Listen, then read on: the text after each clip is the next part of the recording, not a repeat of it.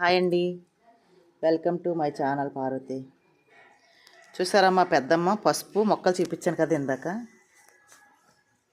తవ్వించింది వేళ పచ్చి పసుపు చూడండి. ఇది హెల్త్కి ఎంత మంచి అంటే మామూలుగా మనం పసుపు కూడా తినాలి అని చెప్తారు కదా మనకి, కానీ పచ్చి పసుపు చూడండి, ఇది పులుసు పెట్టుకుంటారు. ఇది ఎంత బాగుంటుందంటే అల్లం పులుసులో పెట్టుకోవాలి. ఇది బాగోవడం కాదు, ఇక్కడ కొన్ని రకాల జబ్బులు ఉంటాయి మన ఒంట్లో, యాంటీబయోటిక్ దానికి సంబంధించింది ఎన్ని రోగాలైనా కానీ ఈ పసుపు అనేది పోగొడుతుంది అన్నమాట. అందుకే ప్రతి దాంట్లో కూడా ఇప్పుడు సపోజు గుమ్మానికి పసుపు రాయమంటారు. ఎందుకు రాయమంటారో, క్రిములు కీటకాలు ఉంటాయనేసి గుమ్మానికి పసుపు రాస్తారన్నమాట, దాని నుంచి లోపలికి రావని. అలాంటిది ఇది మనం తింటే ఎలాంటి రోగాలన్నా నయం అవుతాయండి. కొత్త పసుపు ఇదంతా తవ్వింది మాట. ఇది పులుసు పెట్టుకొని తినాలండి, చాలా మంచిది. ఏదో రకంగా ఈ పసుపు తినాలి. పసుపు తింటా మనం ఎండిపోయి డ్రై అయిపోయి అందులో బోల్డని కెమికల్స్ కలిపేసి మన దగ్గరికి పసుపు వస్తుంది.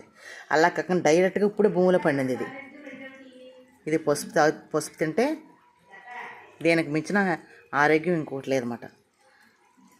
చూడండి పసుపు ఎంత అయిందో. ఇవి ఏం చేస్తారంటే అండి, ఎండబెట్టి వీటిని మళ్ళీ ముందు ఉడకబెట్టి తర్వాత బాగా ఆరబెట్టి పసుపు ఆడించుకుంటారు. ఇది స్వచ్ఛమైన పసుపు అనమాట. అది మా ఇంట్లో ఇదే వాడతాం, మా అమ్మ ఇదే వాడతాం, మా పెద్దమ్మ. మళ్ళీ ఏం చేస్తారంటే ఇలాంటి ముద్రగా ఉన్నవి ఉంటాయి కదా, మళ్ళీ కప్పెట్టేస్తారు ఇప్పుడు అక్కడ. అవి మళ్ళీ మనకి సంవత్సరానికి మళ్ళీ పసుపు రెడీ. మా అందరికి ఎత్తదండి మా పెద్దమ్మ పసుపు. వచ్చినప్పుడల్లా నేను ఇవి పట్టుకెళ్తాను, ఎక్కడికైనా ఊరు వెళ్ళినప్పుడు ఎవరికైనా ఇవ్వడానికి. నేను ఏదైనా ఊరు వెళ్ళినా వచ్చినప్పుడల్లా ఇది పెడుతుంది నాకు మా అమ్మ, మా పెద్దమ్మ. ఇదే పసుపు నాకు ఇంట్లో, మా అందరికి కూడా ఇదే వాడతాం మేము. మా పెద్దమ్మ చూడండి, ఇది ఆరబెట్టేది ఉడకబెట్టాలి. ఇప్పుడు ఇది ఉడకబెట్టి ఆరబెడతారు అన్నమాట. ఆరబెట్టిన తర్వాత బాగా డ్రై అయిపోయిన తర్వాత అప్పుడు పసుపు ఆడిస్తారు.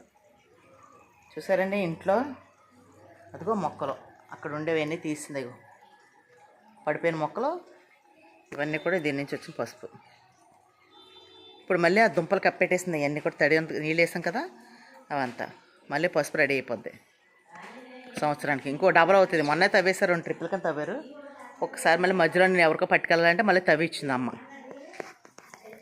ఓకేనండి, చూడండి మీకు మంచి మంచి వీడియోస్ పెడతాను నేను, చక్కగా ఫాలో అవ్వండి.